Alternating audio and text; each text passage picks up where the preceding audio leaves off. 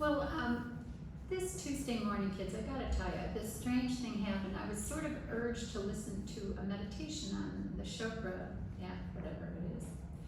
And it referenced a story that I had heard years ago.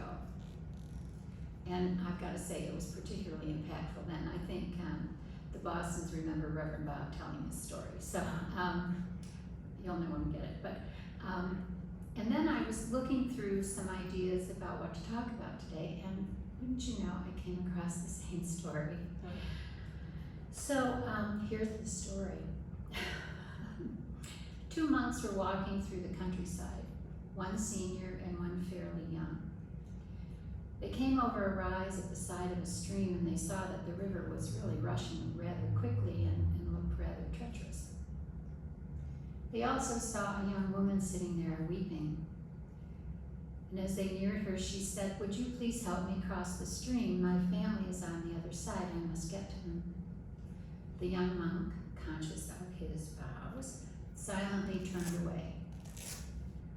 The older monk, however, said, "Certainly, climb on my back and I will take you to the other side." She did, and they carefully made it across the water. As soon as they were on the dry land, the young woman hopped down, thanked the monk, and went on her way. As the two monks continued on their way, the young one, however, was stomping his feet, sighing a lot, kind of quietly displaying his upset. After several hours, the old monk turned to him and said, "Is there a problem?" The young monk said somewhat vehemently, "We took a vow of celibacy and you carried that woman." The elder monk gently said, "And I put her down at the river's edge while you have been carrying her for all these miles."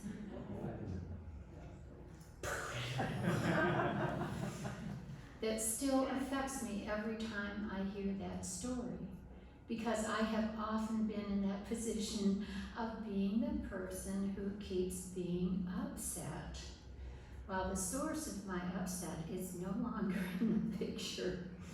So today it seemed, with hearing this twice on one day and the guidance from Tuesday's daily word of guidance, the divine in me knows the way to go, I figured it was time to talk about forgiveness. So here we are. Anyone else? Just blink, remember, just blink. No raising your hands. Okay, so, for the longest time it seemed to me that we came into this world as pretty wide open receptors, with relatively clean slates, if you will. However, scientists have been reporting for a while now how even in utero, we begin to record and physically react to experiences. So without even realizing it, we have begun to establish some of our programming before we take our first independent breath. I also remember reading, and I think it was in the Jafala's work, that by the time we are 7 years old, we have 25,000 hours of programming that has been lodged in our subconscious minds. We take on and we take in all of those messages, constructive, destructive, neutral. And as they are poured to us, in many instances we give them additional emphasis or import by whom delivered the message, and even more energize it and magnify it if there is emotional power accompanied by their delivery. As I think of this, I encourage us all to breathe. This does seem to be a human experience. This programming becomes, if you will, the basis of our beliefs. Even without the ability to articulate it, we begin to formulate concepts of whether or not the world is a safe place, whether it's easy or hard for us to get our needs met, whether we are or are not wanted, loved, or in instances even seen, whether or not we are lovable, valuable, worthy. Lots of fundamental lifelong beliefs get shaped very early by those experiences. And furthermore, social scientists tell us that these early formed beliefs very powerfully shape our attitudes, which in turn drive our behaviors, which in turn attract our experiences, and our wheel of life can go over and over and over the same ground. I find that as sort of the layman's explanation of the law of mind action. So now, as a lifelong practitioner and observer of human behavior, there seems to be a common human phenomenon whereby we consciously hear or observe or focus upon only very specific elements of our experiences.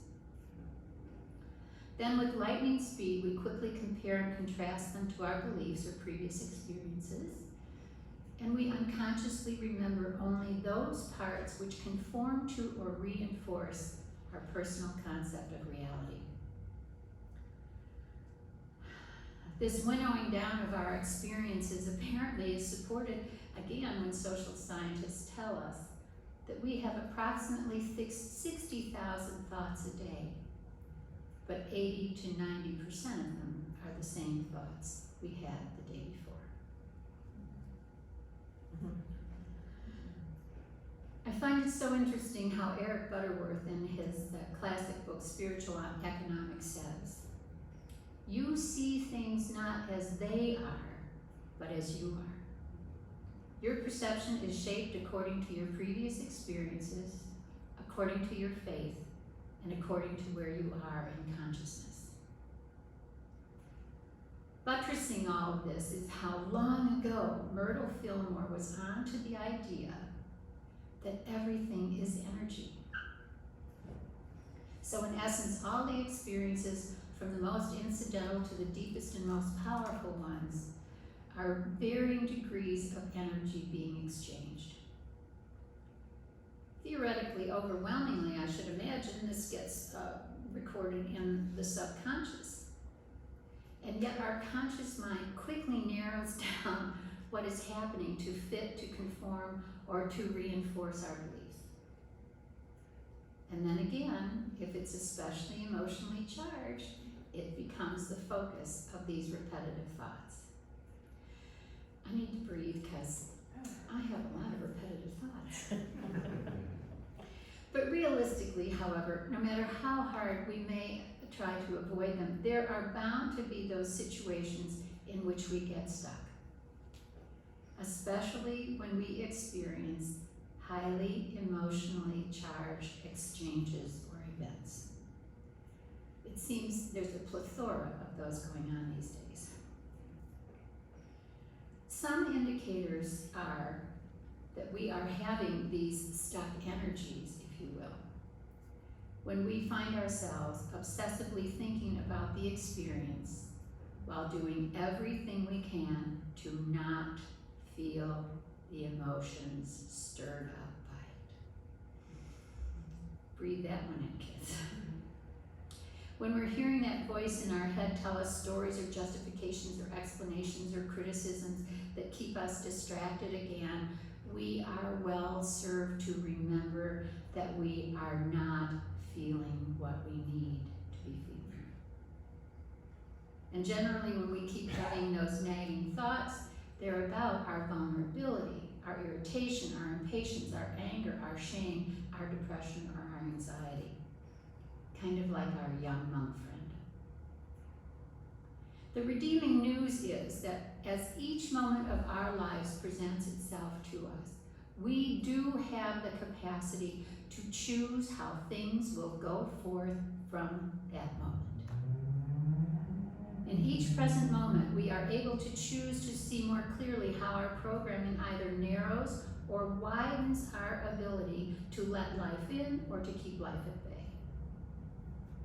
We can always choose anew to begin to continue to accelerate our spiritual healing.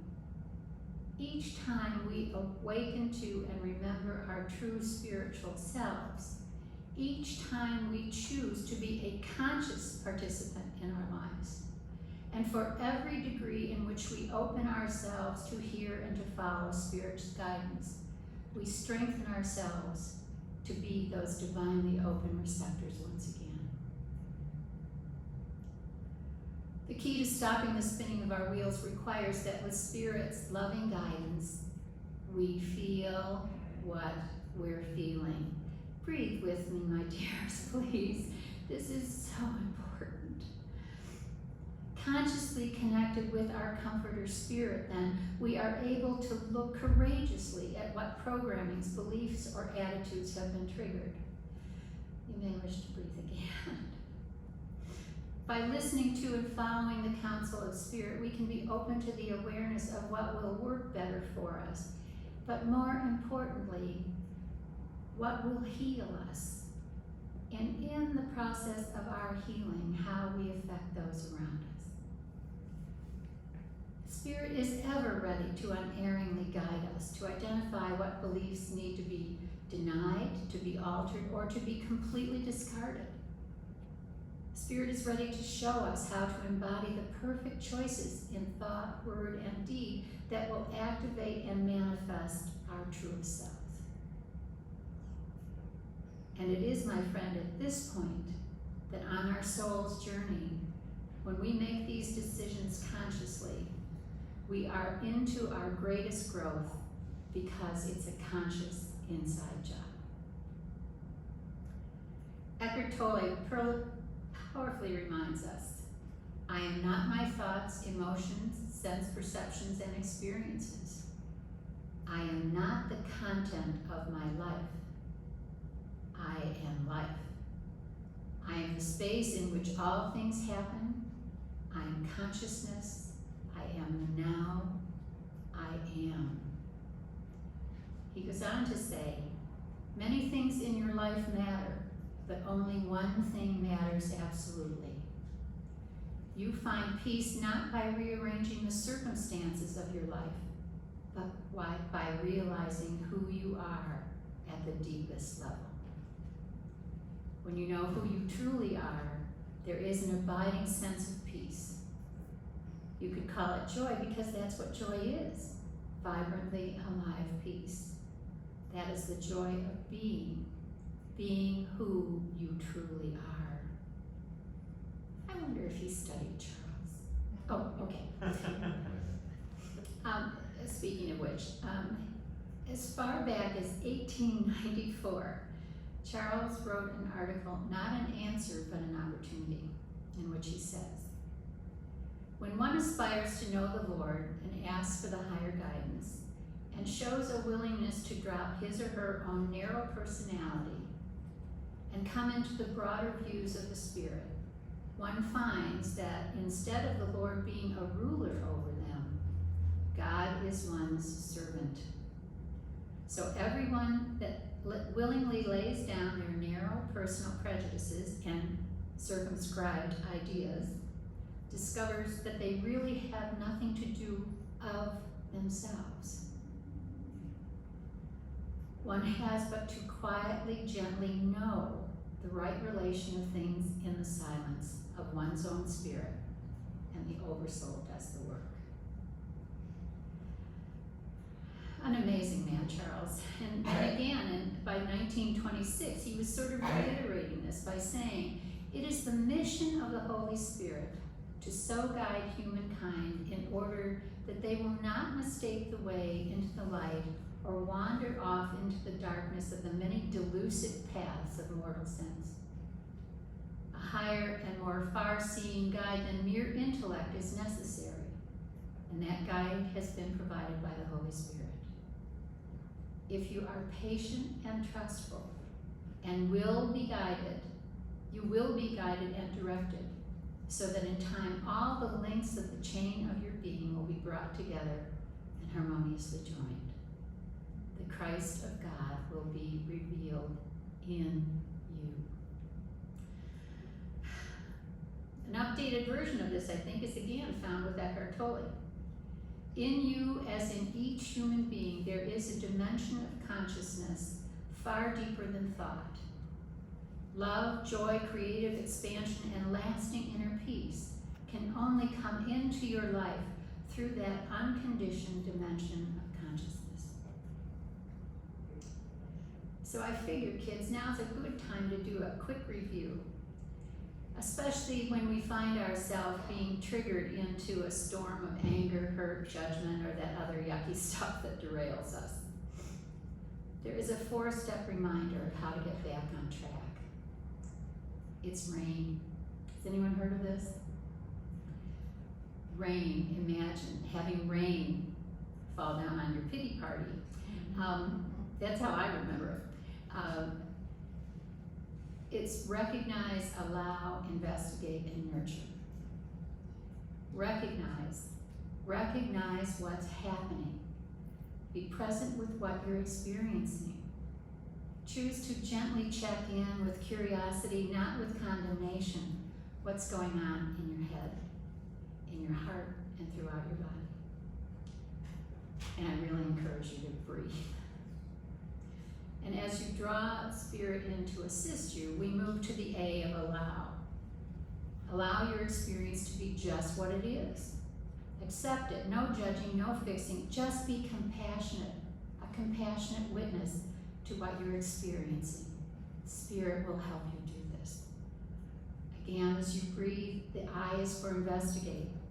With gentle attention and loving inquiry, ask Spirit, what's prompting these feelings? What do I need to release? What do I do now, Spirit? Breathe and listen to her mighty wisdom. That brings us to the end of nurture. Nurture yourself with Spirit's guidance. Lavish self-compassion on yourself.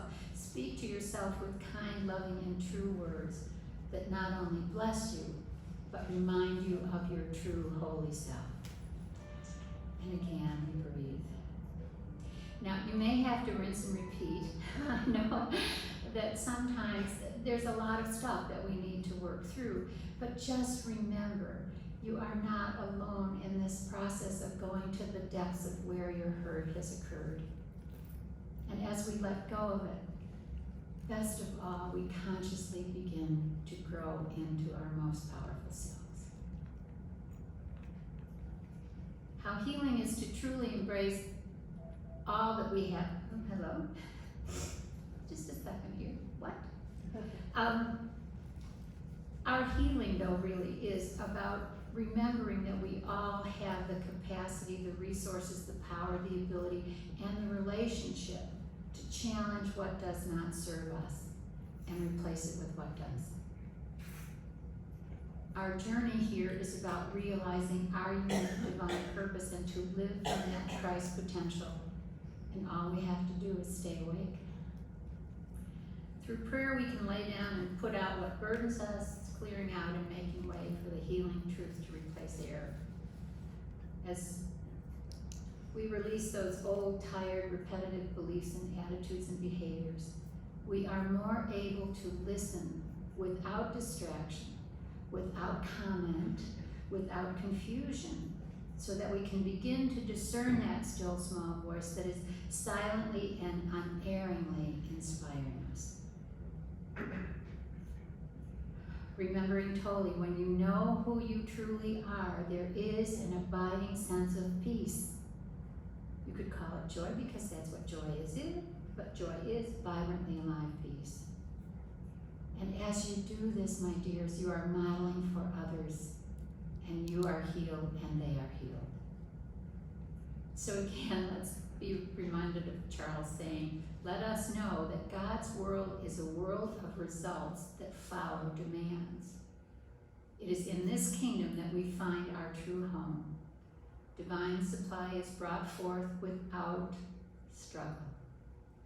As we align our beings with our Christ selves and our desire for the highest good for all, in these endeavors we are ensured of fulfillment. How freeing it is when we step out from behind our long-cherished erroneous thinking. How enlivening it is to change the filter through which we interpret our experiences so that with an ever higher consciousness, we generate life-affirming programming based on God-centered beliefs, that we may express Christ idea attitudes and behaviors in every experience that we have in this kingdom. And as I was putting all this together, kids, I gotta admit, I kept hearing a refrain from this song, Let It Go from Frozen. Yeah, I think I might be the only person in the universe who's not yet seen that, but I'll get to it one of these days. But I have to say, I have the greatest admiration for anyone who can use the word fractal in a lyric of a song. And so I thought, well, let's look at this. And Tatiana will be regaling us with the music, but these lyrics are astounding. So, let it go. The snow glows white on the mountain tonight, not a footprint to be seen, a kingdom of isolation, and it looks like I'm the queen. The wind is howling like this swirling storm inside. Couldn't keep it in, heaven knows I tried. Don't let them in, don't let them see. Be the good girl you always have to be. Conceal, don't feel, don't let them know. Well, now they know, let it go, let it go. Cannot hold it back anymore, let it go, let it go. Turn away and slam the door, I don't care what they're going to say. Let the storm rage on, the cold never bothered me anyway. It's funny how some distance makes everything seem small, and the fears that once controlled me can't get to me at all. It's time to see what I can do to test the limits and break through. No right, no wrong, no rules for me. I'm free. Let it go, let it go. I am one with the wind and sky. Let it go, let it go. You'll never see me cry. Here I stand and here I stay. Let the storm rage on. My powerful flurries through the air into the ground. My soul is spiraling frozen fractals all around. And one thought crystallizes like an icy blast. I'm never going back. The past is in the past. Let it go, let it go. When I'll rise like the break of dawn, let it go, let it go. What perfect girl is gone, that perfect girl is gone. Here I stand in the light of day. Let the storm rage on. The cold never bothered me anyway. Have glorious weeks of letting go, my dear. And now, Tatiana, take it away.